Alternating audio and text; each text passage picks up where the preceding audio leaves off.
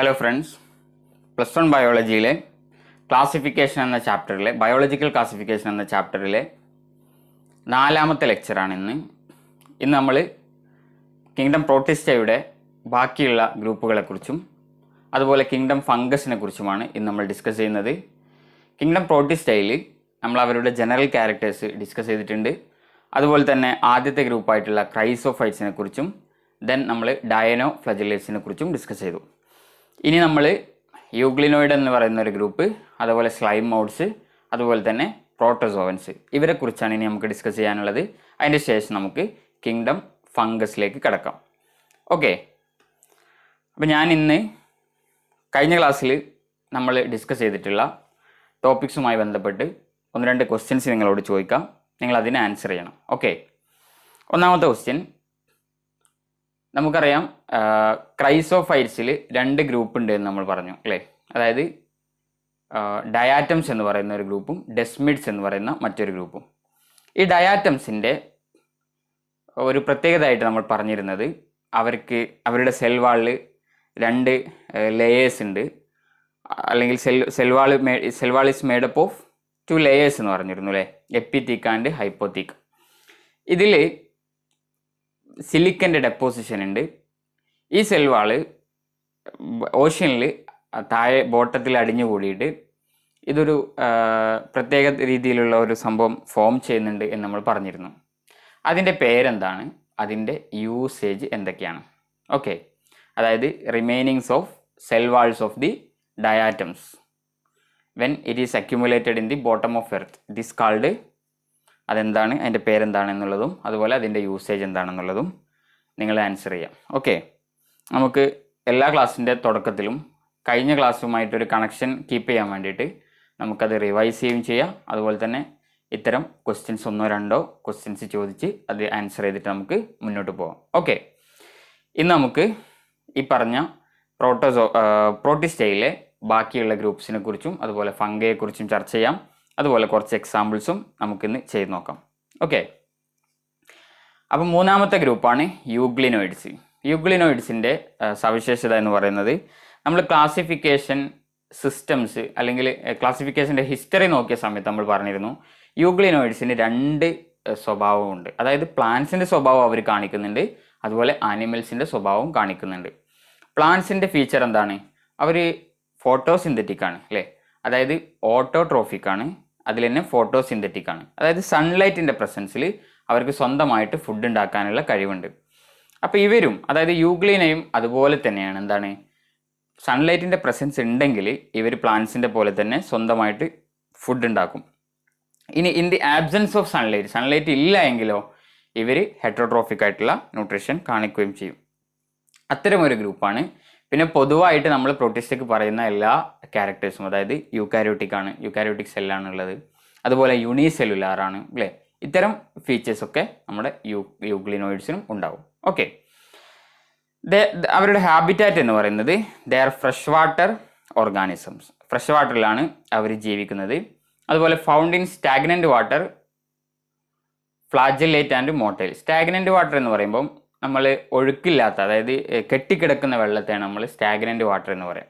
അപ്പോൾ അത്തരം ഒഴുക്കില്ലാത്ത വെള്ളത്തിൽ ഫ്രഷ് വാട്ടറിലാണ് അവരെ കാണപ്പെടുന്നത്. അതുപോലെ തന്നെ ഫ്ലജലേറ്റ് ആൻഡ് മോട്ടൈലാണ്. ഫ്ലജലേറ്റ് എന്ന് പറയുമ്പോൾ ഫ്ലജെല്ലം ഉണ്ട് അല്ലേ, മൂവ്മെൻറ്റിന് വേണ്ടിയിട്ടുള്ള ഫ്ലജെല്ലം ഉണ്ട്. അതുകൊണ്ട് തന്നെ അവർക്ക് മോട്ടൈലാണ്, അവർക്ക് ചലിക്കാൻ പറ്റും അല്ലേ. ഇൻസ്റ്റെഡ് ഓഫ് സെൽവാളിന് പകരം ദേ have A protein rich layer called pellicle. Pellicle എന്ന് പറയുന്ന ഒരു ലെയർ അവരുടെ ഈ സെല്ലിൻ്റെ പുറത്ത് ഉണ്ട്, സെൽവാളിന് പകരം. അതാണ് അവരെ ഫ്ലെക്സിബിൾ ആക്കുന്നത്, which makes their body flexible. സെൽവാളിന് പകരമുള്ള കവറിങ്ങിൻ്റെ പേരാണ് എന്ത്, പെല്ലിക്കിൾ, യൂഗ്ലിനോയിഡ്സിലുള്ള. ഓക്കെ, ഇനി അവർക്ക് 2 ഫ്ലജെല്ലം ഉണ്ട്, 1 ഷോർട്ട് ആൻഡ് 1 ലോങ് ഫ്ലജെല്ലം. ഞാൻ സിമ്പിളായിട്ട് ഒരു യൂഗ്ലിനയുടെ ഒരു സ്ട്രക്ചർ വരയ്ക്കുകയാണെങ്കിൽ ഒരു ലോങ് ഫ്ലജെല്ലവും അതുപോലെ തന്നെ ഒരു ഷോർട്ട് ഫ്ലജെല്ലവും ഉണ്ട്. ഓക്കെ, 2 ഫ്ലജെല്ലം ഉണ്ട്. ഫ്ലജെല്ലം ഉപയോഗിച്ചിട്ടാണ് അവർ മൂവ് ചെയ്യുന്നത്. റെഡി. ഇനി they are photosynthetic in presence of sunlight. Sunlight ഉണ്ടെങ്കിൽ അവരെന്താണ്, സൺലൈറ്റ് ഉപയോഗിച്ചിട്ടാണ് അവർ ഫുഡ് ഉണ്ടാക്കുന്നത്, ഓട്ടോട്രോഫിക് ആണ്. വെൻ ഡിപ്രൈവ്ഡ് ഓഫ് ലൈറ്റ് ഇല്ല എങ്കിൽ they behave like heterotrophs by predating on other smaller organisms. Okay, മറ്റു ഓർഗാനിസംസിൽ പ്രിഡേഷൻ നടത്തിയിട്ടാണ് ഇവർ സൺലൈറ്റ് ഇല്ലാത്ത സമയത്ത് എന്ത് ചെയ്യുന്നത്, ജീവിക്കുന്നത്. അതുകൊണ്ട് തന്നെ ഇവർക്ക് പ്ലാന്റ്സിലേക്കും അതുപോലെ ആനിമൽസിലേക്കും ഒരു കണക്ഷൻ ഫോം ചെയ്യാൻ കഴിയുന്നുണ്ട് അല്ലേ. ഓട്ടോട്രോഫിക് ആയതുകൊണ്ട് നമുക്ക് പ്ലാന്റ്സിന് സിമിലർ ആണെന്ന് പറയാം, ഹെറ്ററോട്രോഫിക് ആയതുകൊണ്ട് ആനിമൽസിന് സിമിലർ ആണെന്ന് പറയാം. പൊതുവെ നമ്മൾ പ്രോട്ടിസ്റ്റായി പറയുന്നത് connecting link between fungus, plants, animals and Monera എന്നാണ്. മൊണീറയുടെയും അതുപോലെ ഈ മൂന്ന് ഗ്രൂപ്പുകളെയും തമ്മിൽ ബന്ധിപ്പിക്കുന്ന ഒരു കണക്റ്റിംഗ് ലിങ്കാണ് ആര്, പ്രോട്ടിസ്റ്റ. അതായത് ഈ 3 ഗ്രൂപ്പിൻ്റെയും സ്വഭാവങ്ങൾ എവിടെ ഉണ്ട്, പ്രോട്ടിസ്റ്റയിലുണ്ട്. അതേ സമയത്ത് തന്നെ മൊണീറയെ പോലെ തന്നെ യൂണിസെല്ലുലാർ ആയിട്ടുള്ള ഒരു ഗ്രൂപ്പുമാണ് പ്രോട്ടിസ്റ്റ. ഓക്കെ, അപ്പം അങ്ങനെ ഉള്ളത് കൊണ്ട് തന്നെ, അതായത് സൺലൈറ്റിൻ്റെ പ്രസൻസിൽ അവർ പ്ലാന്റ്സിനെ പോലെ ഓട്ടോട്രോഫിക് ആണ്, അല്ലാത്തപ്പോൾ ഹെറ്ററോട്രോഫിക് ആണ്. അതുകൊണ്ട് തന്നെ അവർ പ്ലാന്റ്സിൻ്റെയും അനിമൽസിൻ്റെയും ഇടയിലുള്ള ഒരു കണക്റ്റിംഗ് ലിങ്ക് ആണ് euglenoid. Okay, euglenoids. The pigments of euglenoids are identical to those present in higher animals. Higher ആനിമൽസിൽ ഉള്ളതുപോലത്തെ പിഗ്മെന്റ്സ് ഒക്കെ എവിടെ നമ്മൾ കാണപ്പെടുന്നുണ്ട്, യൂഗ്ലിനോയിഡ്സിലും കാണപ്പെടുന്നുണ്ട്. ഓക്കെ, എക്സാമ്പിൾ ആണ് യൂഗ്ലിന വിരിഡിസ്. റെഡി? അപ്പോൾ അതാണ് യൂഗ്ലിനോയിഡ്സിനെ കുറിച്ച് നമുക്ക് ജനറൽ ക്യാരക്ടേഴ്സ് ആയിട്ട് വരുന്നത്. ഇനി അവരുടെ സെക്ഷൽ റീപ്രൊഡക്ഷൻ അവരിൽ റിപ്പോർട്ട് ചെയ്യപ്പെട്ടിട്ടില്ല. Asexual reproduction 2 ടൈപ്പാണുള്ളത്. ബൈനറി ഫിഷൻ ഉണ്ട്, അതുപോലെ തന്നെ മൾട്ടിപ്പിൾ ഫിഷൻ ഉണ്ട്. ബൈനറി ഫിഷൻ എന്ന് പറയുമ്പോൾ ലോഞ്ചിറ്റ്യൂഡിനൽ ബൈനറി ഫിഷൻ ആണ്. അണ്ടർ ഫേവറബിൾ കണ്ടീഷൻസ് ദേ undergo longitudinal binary fission. Longitudinal എന്ന് പറയുമ്പോൾ ബോഡി ഇതാണെങ്കിൽ ഈ രൂപത്തിൽ കട്ട് ചെയ്യുന്നതിനാണ് നമ്മൾ ലോഞ്ചിറ്റ്യൂഡിനൽ ബൈനറി ഫിഷൻ എന്ന് പറയാം അല്ലേ. ഇനി ഇതിനെ നമ്മൾ ട്രാൻസ്വേഴ്സ് ബൈനറി ഫിഷൻ എന്നാണ് പറയുന്നത്. ഓക്കെ, അപ്പോൾ ലോഞ്ചിറ്റ്യൂഡിനൽ ബൈനറി ഫിഷൻ ആണ് നമ്മുടെ യൂഗ്ലിനോയിഡ്സിൽ നടക്കുന്നത്. ഓക്കെ, ഇനി മൾട്ടിപ്പിൾ ഫിഷൻ നടക്കുന്നുണ്ട്. മൾട്ടിപ്പിൾ ഫിഷൻ എന്ന് പറയുമ്പോൾ cells get transformed into thick walled resting structures called cyst and undergo multiple fission. അതായത് അൺഫേവറബിൾ ആയിട്ടുള്ള കണ്ടീഷൻ ആണെങ്കിൽ ഇവർ സിസ്റ്റ് ഫോം ചെയ്തിട്ട്, അതായത് പുറമേ ഒരു കോട്ടിങ് ഫോം ചെയ്തിട്ട് അതിൻ്റെ ഉള്ളിലാണ് എന്തുണ്ടാവുക, അതിൻ്റെ ഉള്ളിലാണ് ഇവരുണ്ടാവുക. ഓക്കെ, ഈ റെസ്റ്റിംഗ് സ്ട്രക്ചേഴ്സിൻ്റെ പേരാണ് സിസ്റ്റ് എന്നുള്ളത് അല്ലേ. എന്നിട്ട് സിസ്റ്റിൻ്റെ ഉള്ളിൽ നിന്ന് ഫേവറബിൾ ആയിട്ടുള്ള കണ്ടീഷൻ വരുമ്പം ഈ സിസ്റ്റ് ബ്രേക്ക് ചെയ്തിട്ട് പുതിയ സെല്ലുകൾ പുറത്ത് വന്നിട്ട് അത് ഓർഗാനിസമായി മാറുകയാണ് ചെയ്യുന്നത്. ഓക്കെ, അപ്പം മൾട്ടിപ്പിൾ ഫിഷൻ നടത്തുന്നത് അല്ലെങ്കിൽ സിസ്റ്റ് ഫോർമേഷൻ നടത്തുന്നത് അൺഫേവറബിൾ ആയിട്ടുള്ള കണ്ടീഷനിലാണ്. ഫേവറബിൾ ആയിട്ടുള്ള കണ്ടീഷനിലാണെങ്കിൽ അവർ ബൈനറി ഫിഷനാണ് നടത്തുന്നത്. ഓക്കെ, അതാണ് അവരുടെ അസെക്ഷൽ റീപ്രൊഡക്ഷൻ. അപ്പോൾ ഇത്രയുമാണ് നമുക്ക് യൂഗ്ലിനോയിഡ്സിനെ കുറിച്ച് പഠിക്കാനുള്ളത്. നിങ്ങൾ NCERT-യിലുള്ള ആ സെയിം പോയിന്റ്സ് തന്നെയാണ് ഞാനിവിടെ പറഞ്ഞിട്ടുള്ളത്. നമുക്ക് ഒരുപാട് എക്സ്ട്രാ ആയിട്ട് പഠിച്ചിട്ട് വെറുതെ നമ്മുടെ ടൈം വേസ്റ്റ് ആക്കേണ്ട ഒരു കാര്യമില്ല അല്ലേ. കാരണം ഇപ്പം 4-5 വർഷങ്ങളായിട്ട് NCERT മാത്രമാണ് ചോദിച്ചു പോകുന്നത്. അപ്പോൾ നമുക്ക് NCERT-യിലെ ലൈൻസ് തന്നെ അത് പരമാവധി മനസ്സിലാക്കാൻ വേണ്ടി ശ്രമിക്കാം. ഓക്കെ, ഇനി അടുത്തത് സ്ലൈം മോഡ്സ് ആണ്. സ്ലൈം മോഡ്സ് എന്ന് പറയുമ്പം they are saprophytic protista. Saprophytic എന്ന് പറയുമ്പോൾ എന്താണ്, they are feeding on dead and decaying matter അല്ലേ. അതായത് പ്ലാന്റ്സിൻ്റെയും അനിമൽസിൻ്റെയും ഒക്കെ ജീർണിച്ച ജൈവ അവശിഷ്ടങ്ങളിലാണ് അവർ ഫീഡ് ചെയ്യുന്നത്. അത്തരം അനിമൽസിനെയാണ് നമ്മൾ, അല്ലെങ്കിൽ അത്തരം ഓർഗാനിസംസിനെയാണ് നമ്മൾ സാപ്രോഫൈറ്റിക് എന്ന് പറയാം. Okay, the feed on ticks and leaves engulfing organic material. നമ്മൾ പറഞ്ഞതുപോലെ പ്ലാന്റ്സിൻ്റെയൊക്കെ ലീവ്സിലും ടിക്സിലും ഒക്കെ എന്താണ് ഫീഡ് ചെയ്തിട്ട് ആദ്യത്തെ ഓർഗാനിക് മെറ്റീരിയൽ അബ്സോർബ് ചെയ്തിട്ടാണ് അവർ ജീവിക്കുന്നത്. ഓക്കെ, ഇനി under suitable conditions they form an aggregation called plasmodium which may grow and spread over several feet. അവർ സ്യൂട്ടബിൾ ആയിട്ടുള്ള കണ്ടീഷനിൽ പ്ലാസ്മോഡിയം ഫോം ചെയ്യുന്നുണ്ട്. അതായത് ഒരുപാട് സെല്ല് കൂടി ചേർന്നിട്ട് ഉണ്ടാകുന്ന സ്ട്രക്ചറാണ് നമ്മൾ പ്ലാസ്മോഡിയം എന്ന് പറയുന്നത്. ഓക്കെ, പ്ലാസ്മോഡിയം തന്നെ നമ്മൾ ഈ സ്ലൈം മോഡ്സിൻ്റെ ക്ലാസിഫിക്കേഷനിൽ സെല്ലുലാർ സ്ലൈം മോഡ്സ് എന്നും സെല്ലുലാർ സ്ലൈം മോഡ്സ് എന്നും പറയുന്ന 2 ഗ്രൂപ്പ് വരുന്നുണ്ട്. നമ്മൾ അതിൻ്റെ ഡീറ്റെയിലിങ്ങിലേക്ക് പോകുന്നില്ല. നമ്മൾ NCERT മെൻഷൻ ചെയ്ത കാര്യങ്ങൾ മാത്രം നമുക്ക് പഠിച്ചു പോവാം. അവിടെ നമ്മൾ 2 ടൈപ്പ് ഓഫ് പ്ലാസ്മോഡിയം കാണുന്നുണ്ട്. അതായത് 2N കണ്ടീഷനിലുള്ള പ്ലാസ്മോഡിയം ഉണ്ട്, അതുപോലെ തന്നെ N കണ്ടീഷനിലുള്ള പ്ലാസ്മോഡിയം ഉണ്ട്. എനിവേ പ്ലാസ്മോഡിയം എന്ന് പറഞ്ഞാൽ എന്താണ്, ഒരുപാട് സെൽസ് കൂടിച്ചേർന്നിട്ട് ഒരു സ്ട്രക്ചറായി, ഒരു എന്താ പറയുക, വലിയ സ്ട്രക്ചറായി മാറിയാൽ ആ സ്ട്രക്ചറിനെയാണ് നമ്മൾ പ്ലാസ്മോഡിയം എന്ന് പറയാം അല്ലേ. The plasmodium during unfavorable conditions, the plasmodium differentiates and forms fruiting bodies bearing spore at their tips. ഇപ്പം ഉദാഹരണത്തിന് ഇതൊരു മരത്തടിയാണെങ്കിൽ ഇതിൻ്റെ മേലെ പ്ലാസ്മോഡിയം എന്ന് പറയുന്ന സ്ട്രക്ചർ ഫോം ചെയ്യും. അതിങ്ങനെ ഓർഗാനിക് മെറ്റീരിയൽ എൻഗൾഫ് ചെയ്തിട്ട് അതിങ്ങനെ ഗ്രോ ചെയ്തുകൊണ്ടേയിരിക്കും, പടർന്നു പിടിക്കും അല്ലേ. ഇനി അൺഫേവറബിൾ കണ്ടീഷൻ വരുന്ന സമയത്ത് ഇവർ ഫ്രൂട്ടിംഗ് ബോഡി ഫോം ചെയ്യും. അതിൻ്റെ ഉള്ളിൽ എന്ത് ഫോം ചെയ്യും? സ്പോർസ് പ്രൊഡ്യൂസ് ചെയ്യും അല്ലേ. Okay. During unfavourable conditions the Plasmodium differentiate and form fruiting bodies bearing spores at there tips. പിന്നീട് ഈ സ്പോർസ് റിലീസ് ചെയ്തിട്ട് അവർ ജെർമിനേറ്റ് ചെയ്തിട്ടാണ് പുതിയ ഓർഗാനിസം ഉണ്ടാവുന്നത്. ഓക്കെ. അപ്പോൾ അത്രയുമാണ് നമുക്ക് സ്ലൈമോഴ്സിനെ കുറിച്ച് പഠിക്കാനുള്ളത്. NCERT-യിലുള്ള മെറ്റീരിയൽ സ്റ്റിക്ക് ഓൺ ചെയ്യുക, അത് നന്നായിട്ട് ക്ലിയർ ചെയ്യുക, അതിലെ ക്വസ്റ്റ്യൻസ് മാക്സിമം വർക്കൗട്ട് ചെയ്യാം. അതാണ് നമുക്ക് പ്രത്യേകിച്ച് ക്ലാസിഫിക്കേഷനൊക്കെ ആയിട്ട് ബന്ധപ്പെട്ട് അനിമൽ കിങ്ഡം ആണെങ്കിലും അല്ലെങ്കിൽ പ്ലാന്റ് കിങ്ഡം ആണെങ്കിലും ബയോളജിക്കൽ ക്ലാസിഫിക്കേഷനൊക്കെ ആണെങ്കിൽ എക്സ്ട്രാ ഒരുപാട് ഇൻഫർമേഷൻ നമുക്ക് കിട്ടും. അപ്പം ഞാൻ എപ്പോഴും സജസ്റ്റ് ചെയ്യുന്നത് ബയോളജിയിൽ NCERT-യിൽ മാത്രം സ്റ്റിക്ക് ചെയ്ത് നിൽക്കുക, അതിലുള്ള കാര്യങ്ങൾ പഠിക്കുക, അതിലുള്ളത് ക്ലിയർ ചെയ്തിട്ട് നമുക്ക് മുന്നോട്ട് പോകാം. ഓക്കെ. ഇനി പ്രോട്ടിസ്റ്റയിലെ അടുത്ത ഗ്രൂപ്പാണ് protozoa. They are unicellular and lack cell wall. Unicellular ആണ്, സെൽ വാൾ ഇല്ലാത്ത ഓർഗാനിസംസ് ആണ് അല്ലേ. സെൽ വാൾ ഇല്ല. They may be parasitic, free living or symbiotic. Parasitic എന്ന് പറയുമ്പോൾ മറ്റു ഓർഗാനിസംസിൻ്റെ മേലെ ഫീഡ് ചെയ്യുന്നത്, ഇന്നറോ അല്ലെങ്കിൽ ഔട്ടറോ ആയിട്ട് ഫീഡ് ചെയ്യുന്നത്. ഫ്രീ ലിവിങ് എന്ന് പറയുമ്പം ഒറ്റയ്ക്ക് ജീവിക്കുന്നത്. സിംബയോട്ടിക് എന്ന് പറയുമ്പം മ്യൂച്വൽ റിലേഷൻഷിപ്പിൽ ജീവിക്കുന്നത്. ഇങ്ങനെ 3 ടൈപ്പ് പ്രോട്ടോസോവൻസ് ഉണ്ട്. All protozoans are heterotrophs. എല്ലാവരും ഹെട്രോട്രോഫ്സ് ആണ് and live as predators or parasites. Okay.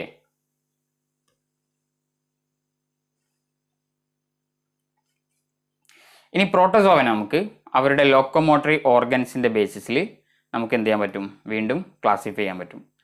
അതായത് പ്രോട്ടോസോവയിൽ വരുന്ന ആദ്യത്തെ ക്ലാസ് എന്ന് പറയുന്നത് ആരാണ്? ആദ്യത്തെ ഗ്രൂപ്പ് എന്ന് പറയുന്നത് അമീബോയിഡ് പ്രോട്ടോസോവനാണ്. അമീബോയിഡ് പ്രോട്ടോസോവൻ എന്ന് പറയുമ്പോൾ പേരിൽ തന്നെ ഉണ്ട്, അമീബ പോലെ അല്ലേ. അമീബേൻ്റെ സവിശേഷത എന്താണ്? അമീബയിൽ സ്യൂഡോപോഡിയ ഉണ്ട് അല്ലേ. സ്യൂഡോപോഡിയ അതായത് ഫാൾസ് ഫീറ്റ് എന്നാണ് നമ്മൾ അതിന് പറയുന്നത്, സ്യൂഡോപോഡിയ. അപ്പോൾ സ്യൂഡോപോഡിയ എന്ന് പറഞ്ഞാൽ അമീബയുടെ സെല്ലിൽ നിന്നും ഉള്ള ഫാൾസ് ആയിട്ടുള്ള, അതായത് വേണ്ട സമയത്ത് വേണ്ട രീതിയിൽ ഫ്ലെക്സിബിൾ ആയിട്ടുള്ള പുറത്തേക്ക് വരുന്ന ഔട്ട്ഗ്രോത്ത്സിനെയാണ് നമ്മൾ സ്യൂഡോപോഡിയ എന്ന് പറയുന്നത്. പ്രത്യേകിച്ച് ഫീഡ് ചെയ്യാനും അതുപോലെ ലോക്കോമോഷനൊക്കെ വേണ്ടിയിട്ട് ഉപയോഗിക്കുന്ന ഒരു സ്ട്രക്ചറാണ് ഈ സ്യൂഡോപോഡിയ എന്ന് പറയുന്ന സ്ട്രക്ചർ. നമ്മൾ വളരെ ചെറിയ ക്ലാസ്സിൽ നിന്ന് തന്നെ അമീബയുടെ സ്യൂഡോപോഡിയനെ കുറിച്ച് പഠിക്കുന്നുണ്ട്. അപ്പോൾ ഈ സ്യൂഡോപോഡിയ ഉള്ള ടൈപ്പ് ഓഫ് പ്രോട്ടോസോവനെയാണ് നമ്മൾ അമീബോയിഡ് പ്രോട്ടോസോവൻസ് എന്ന് പറയുന്നത്. ഓക്കെ. അതിന് എക്സാമ്പിൾ അമീബ തന്നെയാണ്. Example amoeba. റെഡി. ഇനി രണ്ടാമത്തെ ടൈപ്പാണ് ഫ്ലജലേറ്റഡ് പ്രോട്ടോസോവൻ. ഓക്കെ. ഫ്ലജലേറ്റഡ് ആണെങ്കിൽ അതിൽ ഫ്ലജെല്ലം പ്രസൻ്റ് ആയിരിക്കും അല്ലേ. ഫ്ലജെല്ലം. എക്സാമ്പിൾ ട്രൈപ്പനോസോമ. ഓക്കെ. ട്രൈപ്പനോസോമ എന്ന് പറയുന്നത് സ്ലീപ്പിംഗ് സിക്നെസ് കോസ് ചെയ്യുന്ന ഓർഗാനിസമാണ്. ഓക്കെ. Sleeping sickness. അപ്പോൾ സ്ലീപ്പിംഗ് സിക്നെസ് കോസ് ചെയ്യുന്ന ട്രൈപ്പനോസോമയിൽ ഫ്ലജെല്ലം ഉള്ളത് കൊണ്ടാണ് അത് ഫ്ലജലേറ്റഡ് പ്രോട്ടോസോമയിൽ വരുന്നത് അല്ലേ. അപ്പോൾ ഫ്ലജെല്ലമുള്ള ലോക്കോമോട്ടറി സ്ട്രക്ചറായിട്ട് ഫ്ലജെല്ലമുള്ള ഓർഗാനിസംസിനെയാണ് നമ്മൾ, അല്ലെങ്കിൽ പ്രോട്ടോസോവൻസിനെയാണ് നമ്മൾ ഫ്ലജലേറ്റഡ് എന്ന് പറയും. ഇനി മൂന്നാമത്തെ ടൈപ്പ് എന്ന് പറയുന്നത് സിലിയേറ്റഡ് ആണ്. ഓക്കെ. സിലിയേറ്റഡിൽ എന്തായിരിക്കും? ലോക്കോമോട്ടറി ഓർഗൻ സിലിയ ആണ് അല്ലേ. സിലിയ ഉപയോഗിച്ചിട്ട് ലോക്കോമോഷൻ നടത്തുന്ന പ്രോട്ടോസോവൻസ് ആണ് സിലിയേറ്റഡ് പ്രോട്ടോസോവൻസിൽ വരുന്നത്. അപ്പോൾ അതിൻ്റെ ലോക്കോമോട്ടറി ഓർഗൻ എന്ന് പറയുന്നത് സിലിയാണ്. എക്സാമ്പിൾ എന്ന് പറയുന്നത് പാരമീഷ്യമാണ്. Okay. പാരമീഷ്യം.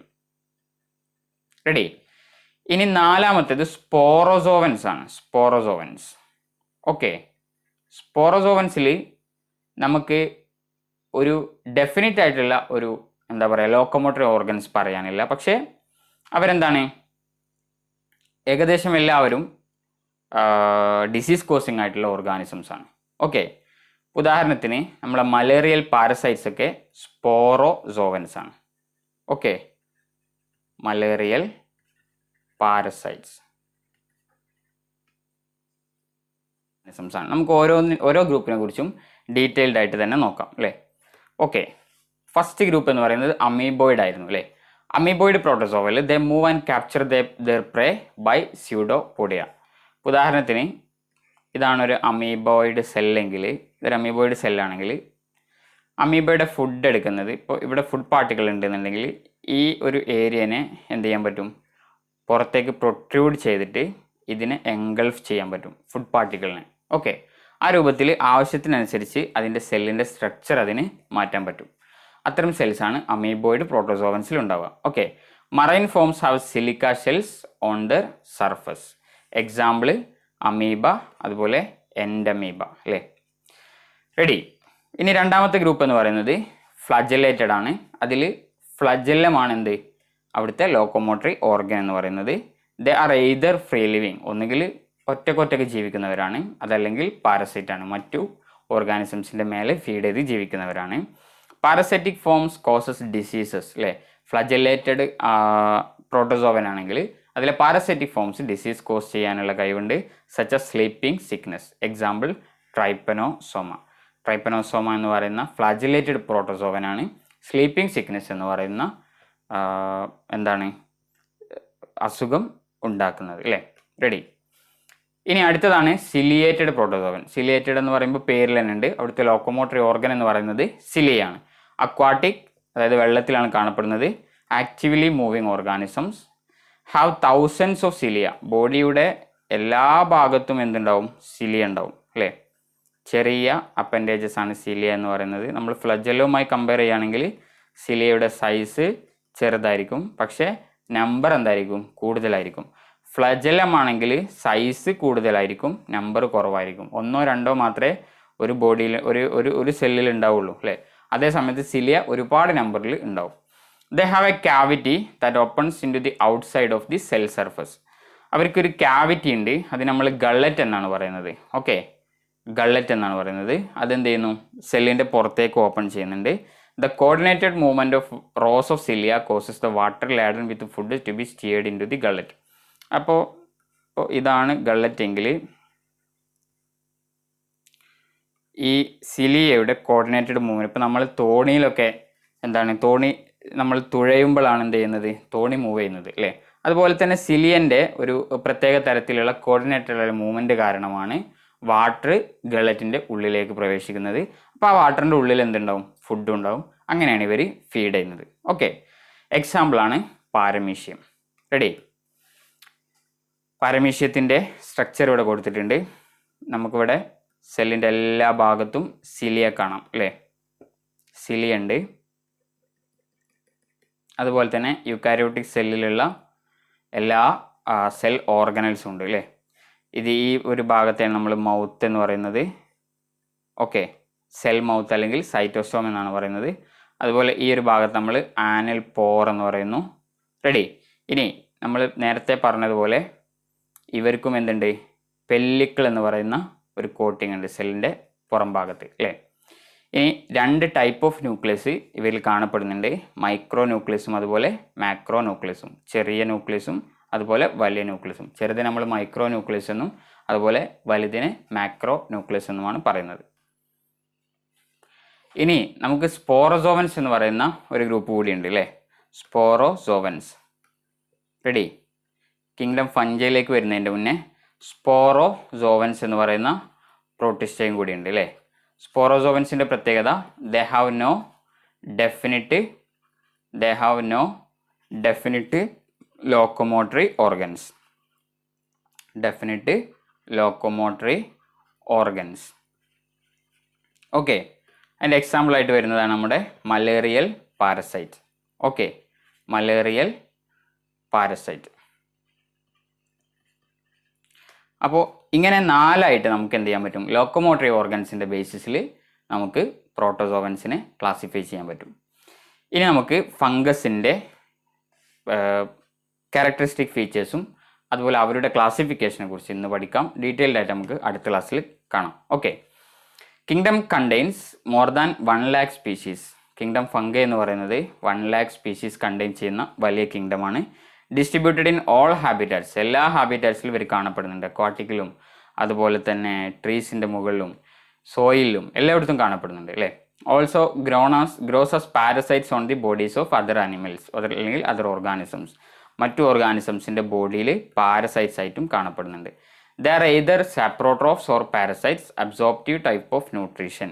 They are the important decomposers of nature. അതായത് ഒന്നുകിൽ സാപ്രോഫൈറ്റ് ആണ്. സാപ്രോഫൈറ്റിക് എന്ന് പറയുമ്പം ജീർണിച്ച ഡെഡ് ആയിട്ടുള്ള ഡിക്കേയിങ് മെറ്റീരിയലിൽ നിന്ന് ഫീഡ് ചെയ്യുന്നവരെയാണ് നമ്മൾ സാപ്രോഫൈറ്റിക് എന്ന് പറയുക. പാരസൈറ്റിക് എന്ന് പറയുമ്പോൾ ലിവിങ് ആയിട്ടുള്ള ജീവിച്ചിരിക്കുന്ന മറ്റു ഓർഗാനിസംസിൻ്റെ മുകളിൽ ഫീഡ് ചെയ്യുന്നവരാണ് പാരസൈറ്റ് എന്ന് പറയുക.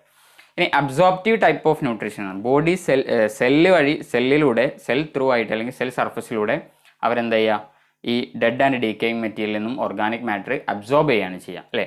ദേ are the important decomposers of nature. അതായത് ഡെഡ് ആയിട്ടുള്ള നമ്മുടെ പ്ലാന്റ്സിൻ്റെയും അതുപോലെ അനിമൽസിൻ്റെയൊക്കെ അവശിഷ്ടങ്ങളെ അവരെ ഡികമ്പോസ് ചെയ്തിട്ട് ചെറിയ ചെറിയ ഇനോർഗാനിക് മെറ്റീരിയൽസ് ആക്കി മാറ്റുന്നത് ആരാണ്? ഇവരാണ്. ഓക്കെ. അപ്പോൾ റീസൈക്ലിംഗ് ഓഫ് ഇനോർഗാനിക് മെറ്റീരിയൽസിൽ ഇവർക്ക് നല്ലൊരു പങ്കുണ്ട്. Okay. They help in recycling the inorganic elements in nature. അതായത് കോംപ്ലക്സ് ആയിട്ടുള്ള നമ്മളിപ്പം പ്ലാന്റ്സിൻ്റെയും അനിമൽസിൻ്റെയൊക്കെ ബോഡിയിൽ ഒരുപാട് കോംപ്ലക്സ് ആയിട്ടുള്ള ഓർഗാനിക് സബ്സ്റ്റൻസസ് ഉണ്ട് അല്ലേ. അതിനെ വീണ്ടും മണ്ണിലേക്ക് അബ്സോർബിൾ ആയിട്ടുള്ള ഫോമിലേക്ക് മാറ്റാൻ അവരെന്താക്കണം, നമ്മൾ ഈ ഓർഗാനിക് കോമ്പൗണ്ട്സിന് ഇനോർഗാനിക് എലമെൻറ്റ്സ് ആക്കി മാറ്റണം. അങ്ങനെ മാറ്റുന്ന ആളുകളാണ് ആര്? Kingdom fungi. അതുകൊണ്ട് തന്നെ അവർ ഡികമ്പോസേഴ്സ് ആണ്. Study of fungi is called mycology. ഫംഗസിൻ്റെ പഠനത്തെ നമ്മൾ മൈക്കോളജി എന്നാണ് പറയുന്നത്. ഹെറ്ററോട്രോഫിക് ഓർഗാനിസംസ് ആണ്. അവരെന്ത് ചെയ്യുന്നില്ല, സ്വന്തമായിട്ട് ഫുഡ് ഉണ്ടാക്കുന്നില്ല അല്ലേ. നമ്മൾ മുമ്പ് 2 കിങ്ഡം ക്ലാസിഫിക്കേഷൻ്റെ സമയത്ത് കിങ്ഡം ഫംഗസിനെ പ്ലാന്റ് കിങ്ഡത്തിലായിരുന്നു ഇട്ടിരുന്നത്. പക്ഷെ പിന്നീട് അവരെന്താക്കി, വേറൊരു സെപ്പറേറ്റ് കിങ്ഡം ആക്കാനുള്ള പ്രധാനപ്പെട്ട കാരണം അവർ ഹെറ്ററോട്രോഫിസം കാണിക്കുന്നത് കൊണ്ടാണ്. ഇനി മൾട്ടി സെല്ലുലാർ ആണ് എല്ലാവരും എക്സെപ്റ്റ് ഈസ്റ്റ്. ഈസ്റ്റ് എന്ന് പറയുന്ന ഫംഗസ് മാത്രമേ യൂണിസെല്ലുലാർ ആയിട്ടുള്ള ഫംഗസ് ഉള്ളൂ. അല്ലാത്ത എല്ലാ ഓർഗാനിസംസ് എന്താണ്, മൾട്ടി സെല്ലുലാർ ആണ്. Body is filamentous. ഫിലമെൻ്റ് പോലെയാണ് ബോഡി കാണപ്പെടുന്നത് അല്ലേ. ഫിലമെൻ്റ് പോലെയാണ്. ഈ ഓരോ ഫിലമെൻറ്റിനെ നമ്മൾ ഹൈഫ എന്നാണ് പറയുന്നത്. ഇങ്ങനെ ഒരുപാട് ഫിലമെൻ്റ് ഒരുമിച്ച് ചേർന്നിട്ടുള്ള ഈ ഒരു സ്ട്രക്ചർ നമ്മൾ മൈസീലിയം എന്നാണ് പറയുന്നത്. ഓക്കെ. ഇൻഡിവിജ്വൽ ഫിലമെൻറ്റിനെ നമ്മൾ പറയുന്നത് എന്താണ്, ഹൈഫെ. ഇങ്ങനെ ഒരുപാട് ഹൈഫേൻ്റെ നെറ്റ്വർക്കിനെയാണ് നമ്മൾ മൈസീലിയം എന്ന് പറയുന്നത്. Okay. Body consists of long thread-like structures called hyphae. Network of hyphae is called mycelium. Hyphae is either septate or aseptate. അതായത് ഒരു ഫിലമെൻറ്റിൽ തന്നെ ചിലപ്പോൾ എന്താണ്, പാർട്ടീഷ്യൻസ് ഉണ്ടാവും. ഈ പാർട്ടീഷ്യൻസിനെ നമ്മൾ സെപ്റ്റ എന്നാണ് പറയുന്നത്. ഓക്കെ, സെപ്റ്റ. അപ്പം സെപ്റ്റ ഉള്ള അല്ലെങ്കിൽ പാർട്ടീഷൻ ഉള്ള ഹൈഫേനാണ് നമ്മൾ സെപ്റ്റേറ്റ് ഹൈഫേ എന്ന് പറയുന്നത്. സെപ്റ്റം ഇല്ല എങ്കിൽ അസെപ്റ്റേറ്റ് ഹൈഫേ എന്നാണ് നമ്മൾ പറയുക. അപ്പോൾ അസെപ്റ്റേറ്റ് ഹൈഫേ ആകുമ്പം അവിടെ ഒരുപാട് ന്യൂക്ലിയസ് ഒരുമിച്ചാണ് കാണപ്പെടുക. ഓക്കെ, ഇതാണ് അസെപ്റ്റേറ്റ് ഹൈഫേ അല്ലേ, aseptate hyphae. Okay, hyphae is either septate or aseptate. Septate hyphae contain cross walls or septa inside the hyphae. Due to the presence of septa, there are separate nucleated cells in the septate hyphae. അതായത് Haifa septate ആണെങ്കിൽ, septum present ആണെങ്കിൽ ഓരോ സെല്ലും different ആയിരിക്കും അല്ലേ. ഓരോ സെല്ലിലും nucleus ഉണ്ടാവും, സൈറ്റോപ്ലാസവും ന്യൂക്ലിയസും ഒക്കെ പ്രത്യേകം ഉണ്ടാവും. അതേസമയത്ത് അസെപ്റ്റേറ്റ് ഹൈഫ ആണെങ്കിൽ ഇവിടെ ഒരു സെല്ലിൽ തന്നെ അല്ലെങ്കിൽ ഒറ്റൊരു ബോഡിയിൽ തന്നെ അല്ലെങ്കിൽ ഒറ്റൊരു ഹൈഫയിൽ തന്നെ ഒരുപാട് ന്യൂക്ലിയസ് ഉണ്ടാവും അല്ലേ. അത് നമ്മൾ സീനോസിറ്റിക് കണ്ടീഷൻ എന്നാണ് പറയുക. മൾട്ടി ന്യൂക്ലിയേറ്റ് ആയിട്ടുള്ള ഈ ഒരു കണ്ടീഷനാണ് നമ്മൾ സീനോസിറ്റിക് കണ്ടീഷൻ എന്ന് പറയുന്നത്. Also called as coenocytic hyphae. Aseptate ഹൈഫേനെയാണ് നമ്മൾ എന്തെന്ന് പറയുക, സീനോസിറ്റിക് ഹൈഫേ എന്ന് പറയാം. കാരണം എന്താണ്, അവിടെ ക്രോസ് വാൾസ് ഇല്ല, അതുകൊണ്ട് തന്നെ ഡിഫറെൻ്റ് ആയിട്ടുള്ള സെൽസ് ഉണ്ടാവില്ല അല്ലേ. Distinct cells are not present in aseptate hyphae. Due to absence of cross walls there are many nuclei together in aseptate hyphae. ഇവിടെ ഞാൻ കാണിച്ചതുപോലെ ക്രോസ് വാൾസ് ഇല്ലാത്തതുകൊണ്ട് അല്ലെങ്കിൽ സെപ്റ്റ ഇല്ലാത്തതുകൊണ്ട് ഒരുപാട് ന്യൂക്ലിയസ് ഒരു സെല്ലിൽ തന്നെ ഉള്ള രീതിയിലായിരിക്കും ഉണ്ടാവുക. Okay, thus aseptate hyphae are generally multi nucleated.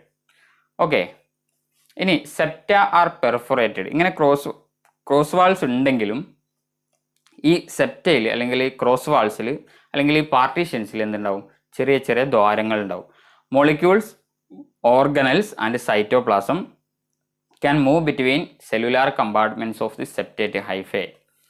ഇവിടെ ഈ ഒരു സ്ട്രക്ചറിൽ, അതായത് സെപ്റ്റ ഉണ്ടെങ്കിലും ഇതിൽ പോർസ് ഉള്ളത് കൊണ്ട് തന്നെ മെറ്റീരിയൽസിന്, മോളിക്യൂൾസിന് എന്ത് ചെയ്യാൻ പറ്റും? അതുപോലെ വാട്ടറിനുമൊക്കെ പരസ്പരം മറ്റു സെല്ലുകളിലേക്ക് കമ്മ്യൂണിക്കേറ്റ് ചെയ്യാൻ പറ്റും. അപ്പോൾ സെപ്റ്റയിൽ തന്നെ പോറുള്ളത് കൊണ്ട് അല്ലെങ്കിൽ സുഷിരങ്ങളുള്ളത് കൊണ്ട് ആ സുഷിരങ്ങളിലൂടെ ഈ സെൽസിന് തമ്മിൽ എന്ത് ചെയ്യാൻ പറ്റും? പരസ്പരം കമ്മ്യൂണിക്കേറ്റ് ചെയ്യാൻ പറ്റും. ഓക്കെ.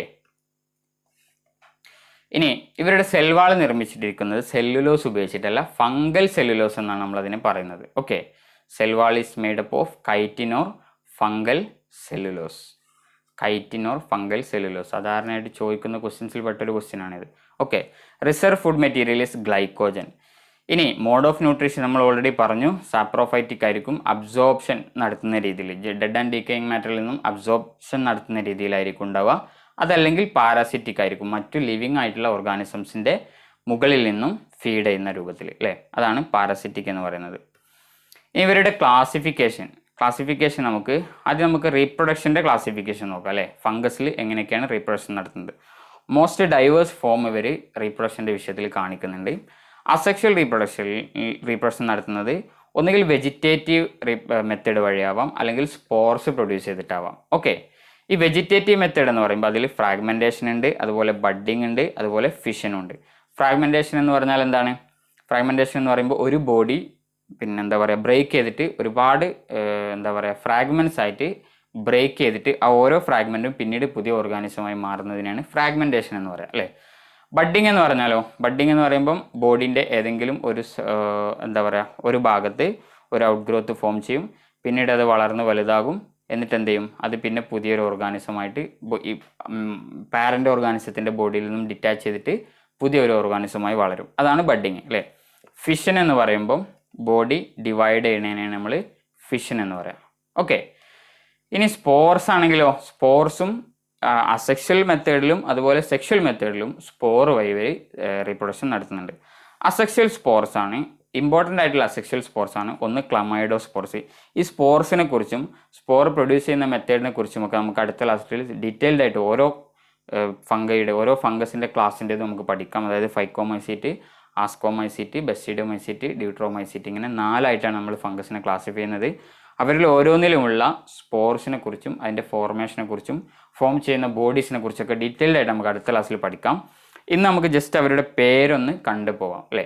അതായത് 4 ടൈപ്പ് ഓഫ് അസെക്ഷൽ സ്പോർസ് ആണ് അവർ പ്രൊഡ്യൂസ് ചെയ്യുന്നത് പ്രധാനമായും, എല്ലാവരും കൂടി. ഓക്കെ. അതിൽ ഒന്നാമത്തേത് ക്ലമൈഡോസ്പോർ ആണ്, അസെക്ഷൽ സ്പോർ ആണ്. പിന്നെ രണ്ടാമത്തേത് കൊണീഡിയ എന്നാണ് പറയുക. അതുപോലെ മൂന്നാമത്തേത് സ്പൊറാൻജിയോസ്പോർ, 4 സൂസ്പോർ. ഓക്കെ. സൂസ്പോർ ഉണ്ട്, കൊണീഡിയ ഉണ്ട്, സ്പൊറാൻജിയോസ്പോർ ഉണ്ട്, ക്ലമൈഡോസ്പോർ ഉണ്ട്. ഇതെല്ലാം ഫംഗസിലുള്ള അസെക്ഷൽ സ്പോർസ് ആണ്. ഇതിന് എക്സാമ്പിളാണ്. അതായത് ക്ലമൈഡോസ്പോർ പ്രൊഡ്യൂസ് ചെയ്യുന്ന ഫംഗസിൻ്റെ ക്ലാസ് എന്ന് പറയുന്നത് ബെസിഡിയോമൈസീറ്റ്സിലും ഫൈക്കോമൈസീറ്റ്സിലും എന്താണ്? ക്ലമൈഡോസ്പോർ ആണ് പ്രൊഡ്യൂസ് ചെയ്യുന്നത്. ഫംഗസിന് നമുക്ക് 4 ആയിട്ട് ക്ലാസിഫിക്കേഷൻ നടത്താൻ പറ്റും. അതായത് ഫൈക്കോമൈസീറ്റ്സ്, നമുക്ക് അടുത്ത ക്ലാസ്സിൽ ഇതിൻ്റെ ക്ലാസിഫിക്കേഷൻ കറക്റ്റ് പഠിക്കാം. ഓക്കെ. ആസ്കോമൈസീറ്റ്സ്, ഇവരുടെ പേരെങ്ങനെയാണ് വന്നിട്ടുള്ളത്, അതുപോലെ ഇവരുടെ സവിശേഷതകൾ എന്താണെന്നൊക്കെ നമുക്ക് അടുത്ത ക്ലാസ്സിൽ നോക്കാം.